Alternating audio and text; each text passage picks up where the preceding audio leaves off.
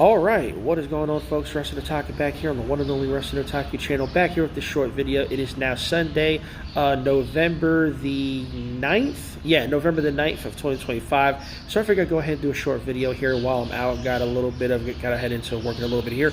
But I wanted to go ahead and give my thoughts on a couple of situations that really kind of showcase just how petty and how petulant and how low-brow of a company WWE has become now. And this is really telling. These stories recently revealed are really telling of how bad WWE has gotten in terms of their pettiness. And I want to talk about the Westside Gunn incident, and then more notably, I want to talk about the Rich Holland incident. So we'll start with this. So there was a report about a day or so ago that Westside Gunn was recently kicked out of a Raw show. For whatever reason. He wasn't given any real reason, and he, on his own accord, he basically went out and publicly talked about this, that he was kicked out of Monday Night Raw recently. He had showed up, he spent thousands of dollars on the show, thousands of dollars in tickets and merch and so on and so forth, and he was kicked out just minutes into the show.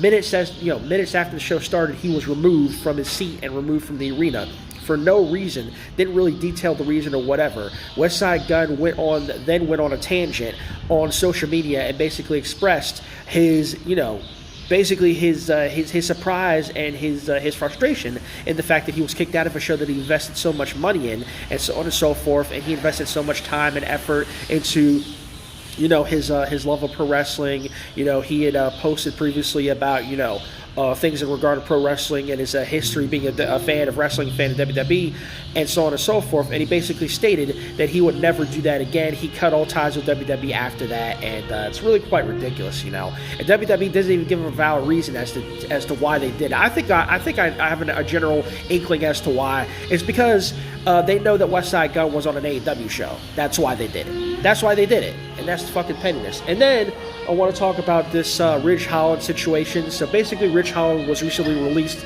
by WWE, and the story is that he was let out of his contract like months before, or a good time before his contract was set to expire. The reason being is that Rich Holland, of course, has been out for a long time with an injury. He has had to undergo surgery, and he basically took to social media, took to Twitter, and basically stated that WWE was not paying him during his time off, during his absence.